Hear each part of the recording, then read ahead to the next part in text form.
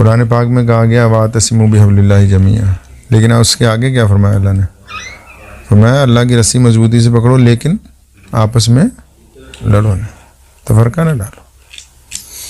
दीनी कुव्वतें आज लगी हुई हैं एक दूसरे को जलील करने के लिए। दीनी कुव्वतें एक दूसरे को, बिल्कुल जैसे अंदलुस में था ना जी, वो हम्बली कहते थे शाफियों को मार दो, हुक्मरानों को, शाफी कहते थे हम्बलियों को मार दो। तो दीनी कुव्वतें जो हैं, सफ़ेद लिबादे में अल्लाह माफ़ फरमाए कि बस ऐसे ऐसे लोग बैठे हुए हैं जो ना मुसलमानों के हमदर्द हैं ना कौम के हमदर्द हैं। वो ज़रूरत के मुताबिक मुसलमानों को इस्तेमाल कर रहे हैं। और अल्लाहु अकबर। हिंदुस्तान में अहले इस्लाम का मुस्तकबिल कैसा देखते हैं आप? हिंदुस्तान में जो मुसलमान हैं माशाल्लाह इनका मुस्तकबिल बहुत अच्छा है। हम लोग, क्योंकि जो हमारी तरबियत हुई है, हम लोग बड़ा मुस्बत सोचते हैं, पॉजिटिव। हज़रत से भी यही पूछा तो उन्होंने भी यही कहा कि तो दो तरह के लोग हैं हमारे मुल्क में, एक लीडर और एक सरकारी मौलवी। यही मुसलमानों को धोखा देते हैं, वरना मुसलमान किसी काम में अल्हम्दुलिल्लाह अब तक पीछे नहीं। मुसलमान भारत की तरक्की के अंदर, इसके रोज़गार के अंदर, माशी ज़िंदगी में, समाजी ज़िंदगी में अच्छा चल रहे हैं। देखिए, 3 बातें हैं। पहली बात, हमारा जो दीनी तबका है, ऐसा है ना जैसे कोई मौलवी बन के आया या जमात से चिल्ला लगा के आया, तो पंजाबी में कहावत है, जब वो आता है पढ़ के ना घर से, जमात में से आ जाए या हज करके आ जाए, तो पंजाबी की कहावत है, जेड़ा बंदा हज करके आंदा है ना, वो कहना बाकी पिंड तक काफर ही है, आप ही मुसलमान है कर ले। मतलब उसको ज़ौम हो जाता है, वो कहता है यार बाकी को तो क्या पता, भाई मैं ही मुसलमान हूँ, इन्हें क्या पता मैं मक्का दिखाया हूँ, मदीना मुनव्वरा दिखाया हूँ। तो 3 बातें हैं देखिए, जो मेरा नज़रिया है। हमारा जो इल्मी तबका है दीनी, उनमें जो अहलुल्लाह हैं, अल्लाह वाले हैं सब माशाल्लाह, उनका बार बार अपनी तकरीरों में ये कहना कि हम लोग दीन से दूर हैं इसलिए इज़्ज़त हमारे पास नहीं। तो बात तो थोड़ी सी ठीक है, पूरी नहीं। जो तहज्जुद पढ़ते हैं रोज़, इनको बोलो ज़रा कोतवाल से कोई काम करवा दें, तो निकलते नहीं जब वक्त आता है, ज़रूरत पड़ती है इनकी। तो दूसरा तबका हमारा जो दानिश्वरों का है, जिसमें डॉक्टर हैं, जिनको मौलवियों से तकलीफ़ है, इंजीनियर हैं बड़े बड़े, IAS IPS अफसर हैं मुसलमानों के, जो अपनी ज़्यादातर इनमें 100-2 होंगे जो दीनदार होंगे, ज़्यादातर अपनी कौम को ही समझते हैं कि भी ये बेकार है। इनका बार बार ये रोना है कि हमारी कौम पढ़ी लिखी नहीं है, तो इसलिए हमारे पास इज़्ज़त नहीं है। तो मैं इनसे पूछता हूँ भी तुम तो पढ़े लिखे हो, तो तुम कहाँ काम कर रहे हो? तुम भी तो किसी वजारत का कहना मान रहे हो, सारा दिन स्याह सफ़ेद कर रहे हो, तुम्हारा इल्म तुम्हें इज़्ज़त तो नहीं दिलवा रहा, अच्छी नौकरी दिलवा रहा है, इज़्ज़त नहीं मिल रही। हमारा तीसरा तबका है जिसको हम फाइनेंशियली तौर पे कह दें इक्तिसादी तबका, कारोबारी लोग, मुसलमान उद्योगपति। उनके पास आप बैठ जाएं तो वो कहेंगे मुसलमान काम नहीं करता, इसलिए इनके पास इज़्ज़त। उनको बोलो तुमने तो अरबों रुपए कमाए हैं, जब कोई तुम्हारे फैक्ट्री का पंगा पड़ता है तुम भी तो हाथ जोड़ के खड़े होते हो, तुम्हारी तो मिन्नतें करनी पड़ती तुम्हें, इज़्ज़त तो तुम्हारे पास भी नहीं, कहाँ से लाएं? कुरान पाक में कहा गया वातसिमू बिहब्लिल्लाहि जमीअन, लेकिन उसके आगे क्या फरमाया अल्लाह ने? फरमाया अल्लाह की रस्सी मजबूती से पकड़ो लेकिन आपस में लड़ो नहीं, तफरका न डालो। दीनी कुव्वतें आज लगी हुई हैं एक दूसरे को जलील करने के लिए। बिल्कुल सच्ची। किसी की क्या मजाल किसी मजलूम या बेकसूर किसी आलिम को कोई अंदर कर, कोई नहीं कर सकता जब तक आप नहीं कहेंगे। दीनी कुव्वतें एक दूसरे को, बिल्कुल जैसे अंदलुस में था ना जी, वो हम्बली कहते थे शाफियों को मार दो, हुक्मरानों को, शाफी कहते थे हम्बलियों को मार दो। तो दीनी कुव्वतें जो हैं, सफ़ेद लिबादे में अल्लाह माफ़ फरमाए कि बस ऐसे ऐसे लोग बैठे हुए हैं जो ना मुसलमानों के हमदर्द हैं ना कौम के हमदर्द हैं। वो ज़रूरत के मुताबिक मुसलमानों को इस्तेमाल कर रहे हैं। और उनके जो भक्त हैं मुसलमानों में, और उनका आप कहेंगे तो वो आपका गला पकड़ लेंगे कि नहीं जी तुमने कैसे कह दिया। इनको ज़रूरत है तीनों तबकों को इत्तफाक की। इत्तफाक का मसला ये होता है कि दूसरे को, इस्लाम ने क्या कहा कि दूसरे को उसकी शख्सियत के मुताबिक तस्लीम करें, तभी सलामती आए ना।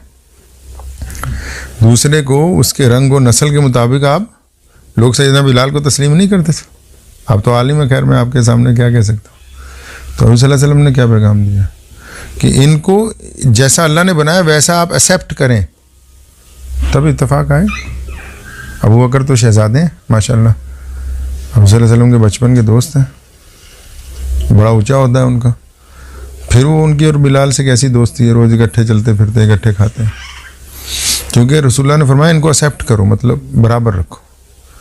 हमारे तो माशाल्लाह बड़े बड़े जो मौलवी हैं, अगर खीर की कटोरी मुरीदों के पहले चली जाए, इनको बाद में तो तब मसला हो जाए वहाँ। तो इन्होंने खुद बजाते खुद इस्लाम को मुश्किल किया है। इस मुल्क में जो दीनी कुव्वतें हैं उनको एक दूसरे को बर्दाश्त करने का मादा लाना हो, एक दूसरे को उनकी हैसियत के मुतालिक कबूल करने का मादा पैदा करना हो। आप देवबंदी हैं, आप बरेलवी हैं, रहिए, कोई बात नहीं। आप जिस मर्जी ज़ात और बरादरी के, कोई बात नहीं, रहिए।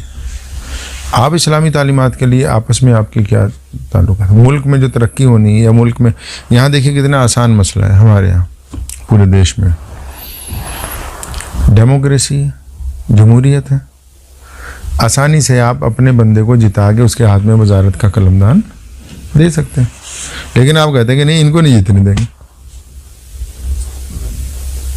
तो इसका मतलब आप खुद नहीं इज्जत चाहते। इज्जत और ताकत तो इत्तेफाक में, अगर आप इत्तेफाक होता तो हुकूमत आपको वजारत में ना लेती।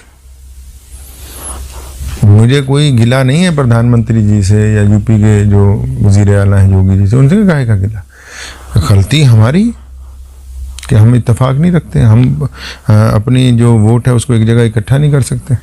एक किस्सा मैं आपको सुनाता हूँ, सुनाना नहीं चाहिए, फिर भी जो लोग सुन रहे हैं सुन लें। मैं अभी शायद 1-2 साल पहले की बात है, अब्बू जान हयात थे, तो बागपत के आसपास कहीं कोई शादी थी, उसमें गया, लुधियाना में रहते थे। तो वहाँ से मुझे एक और प्रोग्राम में सहारनपुर जाना था, तो मैंने उन्हें कहा कि मुझे जल्दी जाना है, तो वहाँ से निकला।